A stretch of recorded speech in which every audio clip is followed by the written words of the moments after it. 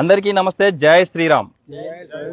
మన తొర్రూరులో మొట్టమొదటిసారిగా హిందూ మహాసమ్మేళనం అనేది కార్యక్రమం ఈ నెల 3వ తారీఖున సాయంత్రం 5:30 గంటలకు మన తొర్రూరులోని జెడ్పీహెచ్ఎస్ స్కూల్లో చాలా అంగరంగ వైభవంగా నిర్వహించబోతున్నారు.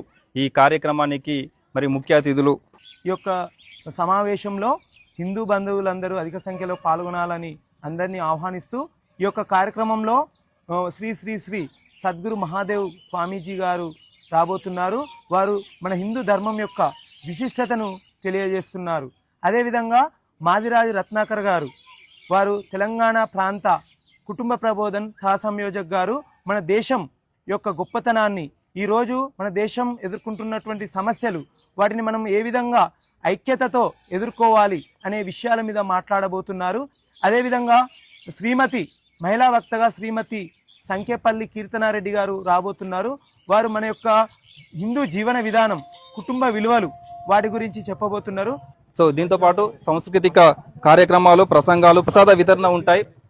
అలాగే మెయిన్ ఉద్దేశం ఏంటంటే గడప లోపల కులం, గడప దాటితే హిందువులం అనే ఒక సంకల్పంతో ఈ మహా హిందూ సమ్మేళనాన్ని శ్రీకారం చుట్టడం జరిగింది. కాబట్టి చుట్టుపక్కల గ్రామాలు ఎవరైనా కూడా కుటుంబ సమేతంగా ఈ నెల 3వ తారీఖు సాయంత్రం 5:30 గంటలకు ఈ కార్యక్రమంలో పాల్గొనవలసిందిగా ప్రతి ఒక్కరికి కూడా మన ఛానల్ తరఫున విజ్ఞప్తి చేస్తున్నాం.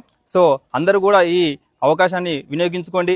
కాబట్టి మనం అందరం హిందువులుగా ఐక్యతగా ఉండాలనే కాన్సెప్ట్తోని ఈ కార్యక్రమం ముఖ్య ఉద్దేశం. కాబట్టి అందరూ కూడా రావాల్సిందిగా కోరుతున్నాం. జై శ్రీరామ్.